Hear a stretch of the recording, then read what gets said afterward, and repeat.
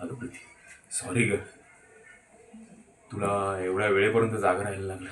अरे वाजले बघ किती, 2. अगं शेवटच्या चर्चगेट टू विरार या ट्रेनला पण एवढी गर्दी, माहित नाही ग कुठून एवढी पब्लिक आली. आई ग, फार कंबरडा मोडला ग. बरं एक काम कर, तू झोप, मी जेवून घेतो. अ, आणि हो, ऐक ना, आज पगार झाला.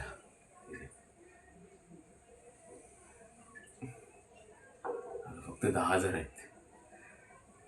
आता तू सांग ना, या 10,000मध्ये बायची फीस द्यायची, या घराचं भाडं द्यायचं, की मी जे कर्ज घेतले आणि त्यासाठी तू तुझं सोनाराकडे गहाण ठेवलंय त्याचा EMI देऊ ग.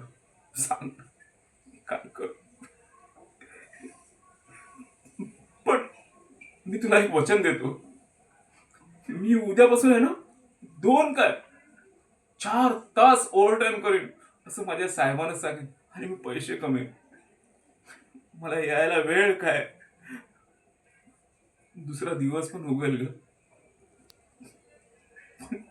तू मला एवढं सांभाळलं, मला भरपूर सांभाळलंस ग तू, भरपूर सांभाळलंस प्रीती तू. म्हणून बोलतात ना, एका पुरुषाच्या यशाच्या मागे एका स्त्रीचा हात असतो. खरंच ग, म्हणून तू सांभाळलंस.